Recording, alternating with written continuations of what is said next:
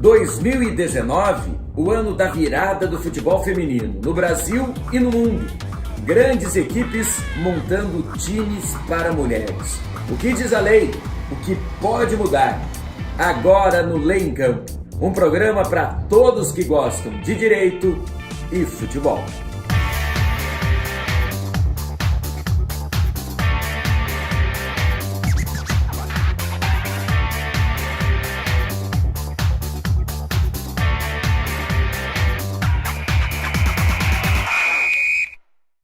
Olá, tudo bem? Esse é o nosso Lei em Campo número 9, um programa em que esporte e direito tabelam juntos. Conta pra gente, tá curtindo o nosso programa?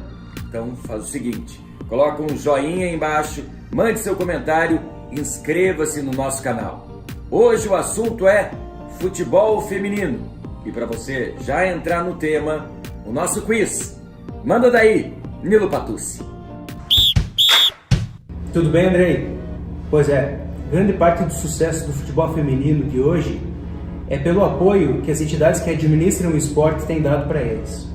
E é por conta disso que nesse quiz do Por Dentro da Lei, a gente quer saber: em qual entidade da administração do futebol ainda existe diferença no tratamento dos direitos e obrigações entre homens e mulheres? Alternativa A, na FIFA. Alternativa B, na Comebol. Alternativa C, na CBF. Ou alternativa D, em nenhuma delas. Valeu, Nilo. Vai pensando. Agora responde aí. 2019 tem tudo para ser o ano da virada do futebol feminino no Brasil e no mundo? Sim ou não? Pensa, resposta, sim. E sabe por quê? Por causa dela. Sempre ela, a FIFA. Em 2016, ela definiu como política global da entidade incentivo ao futebol feminino. A ideia da FIFA é ter 60 milhões de mulheres praticando futebol até 2026. Antes da gente entrar nos detalhes dessa proposta da FIFA e o que isso representa para o futebol sul-americano e futebol brasileiro, aquele momento descontraído, mas reflexivo. Mostra pra gente o que você desenhou, Renato Peters.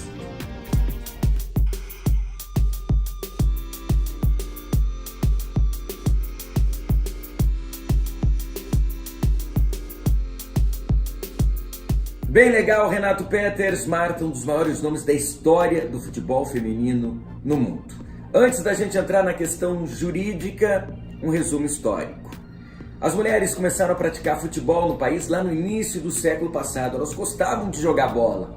Acontece que o grande problema é que, além de ter que driblar o preconceito, elas precisavam também ter que driblar as leis.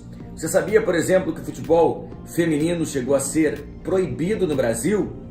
Vamos dar uma olhada. Decreto-Lei de 1941-3199, que criou o Conselho Nacional de Desportos, no artigo 54, dizia: as mulheres não se permitirá a prática de desportos incompatíveis com as condições da sua natureza, devendo, para este efeito, o Conselho Nacional de Desportos baixar as necessárias instruções às entidades desportivas no país. Esse decreto-lei criou o Conselho Nacional de Desportos. E vai piorar. Em 1965, o regime militar colocou essa proibição expressa no CND, na deliberação número 7. Não é permitida a prática feminina de lutas de qualquer natureza, futebol, futebol de salão, futebol de praia, polo, halterofilismo e beisebol. As mulheres no futebol estavam ainda mais relegadas à ilegalidade. Com o fim do regime militar, aumento das liberdades individuais, o futebol feminino foi ganhando força e várias ligas foram montadas até na clandestinidade. Em 1979, essa deliberação foi revogada e aí surgiram as primeiras ligas não clandestinas. Mesmo assim, 40 anos depois, o futebol feminino continua sofrendo com preconceito, dificuldades, questões trabalhistas e irregularidades. Quem vai dar um panorama pra gente é a jornalista Bibiana Bolson, dos canais ESPN e da Rede TV e que acompanha o futebol feminino de perto. Conta pra gente, Bibiana. Oi, Andrei, olá pessoal. Para mim é uma honra poder falar do futebol feminino, porque deles, os homens, a gente tá sempre falando, né? Essas figuras aqui, a seleção brasileira masculina tá sempre estampada em todos os lugares do esporte. E é preciso a gente parar, refletir e olhar pro futebol feminino. O futebol feminino que no Brasil, enquanto seleção brasileira, passou a existir em meados dos anos 80. O Brasil já era o país do futebol e ainda assim as mulheres não tinham o seu espaço definido. A gente tem uma seleção brasileira que é medalhista olímpica, que tem inúmeras conquistas de Jogos Pan-Americanos, que tem outras conquistas relevantes como Copa América, Sul-Americanos, e mesmo assim a gente fala, a seleção das meninas amarela. Então eu acho que é preciso mudar primeiro essa cultura, de entender que talvez essa seleção amarela, porque ela não chega nas melhores condições. As meninas sofrem muito na formação. Para uma menina jogar futebol, ingressar num grande clube, muitas vezes ela tem que sair do país, porque meia dúzia de clubes apenas oferecem essa oportunidade.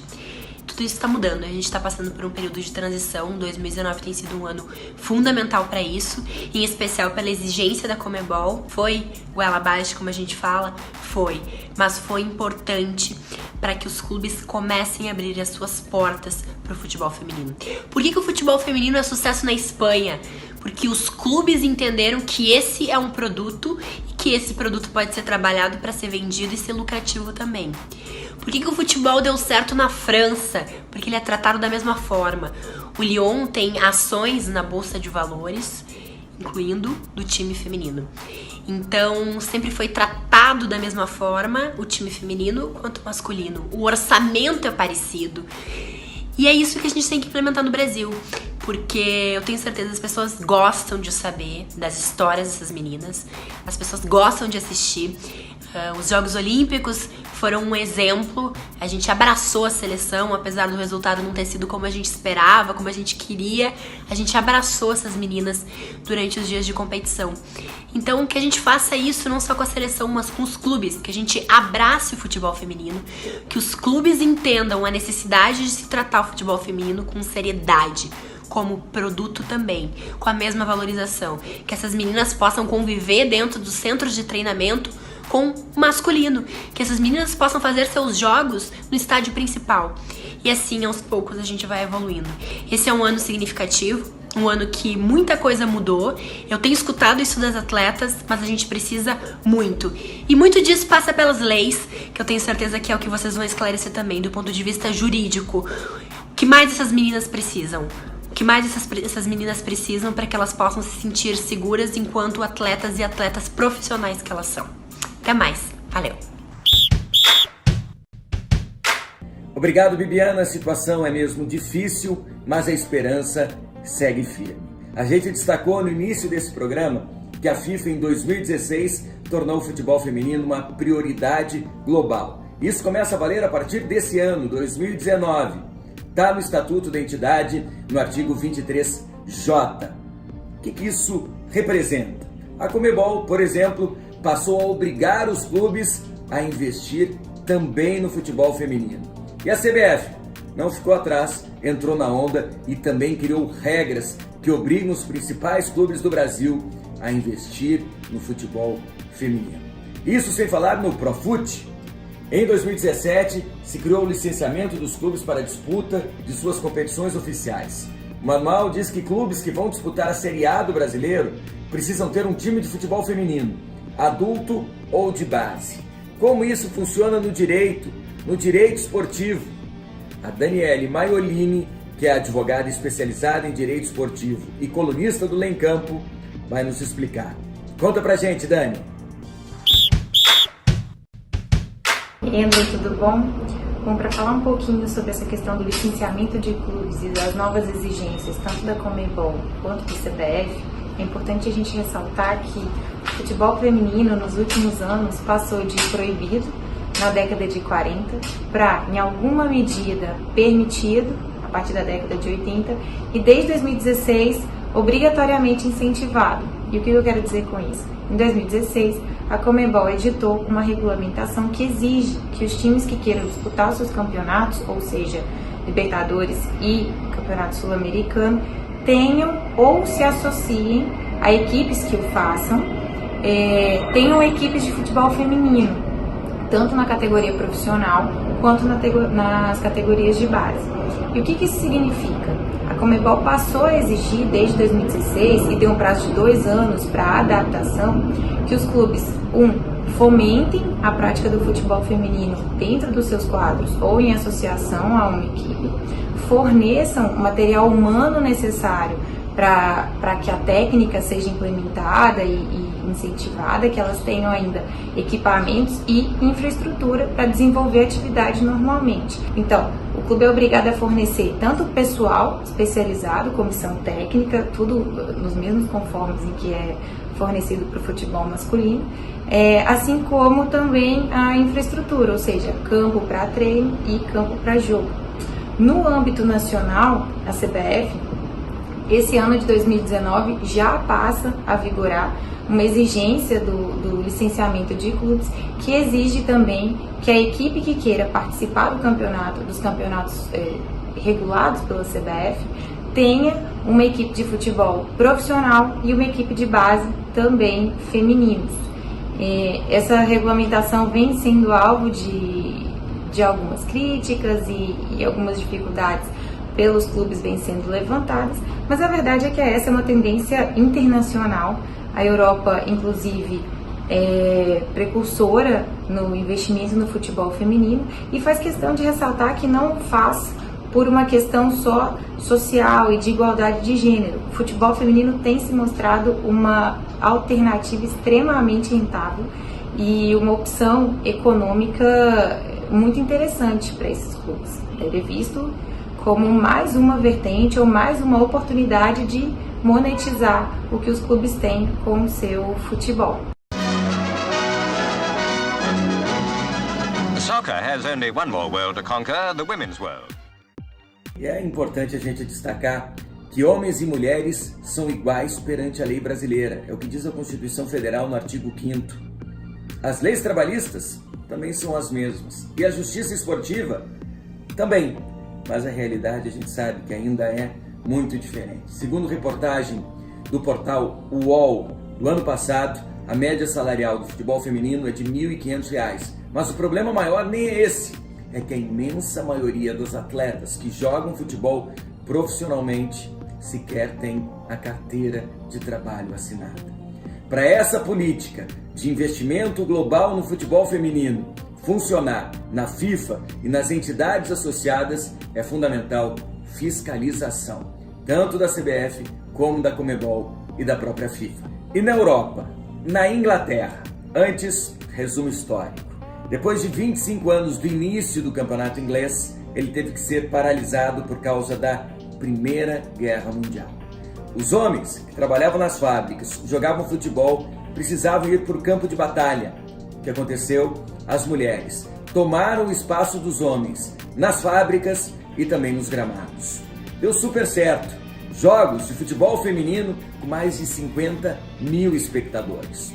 Com o fim da guerra, os homens retornaram aos seus postos de trabalho e também ao futebol. A Federação Inglesa, com medo dessa concorrência do futebol feminino, acabou proibindo o futebol feminino. As mulheres não podiam mais jogar futebol de maneira oficial.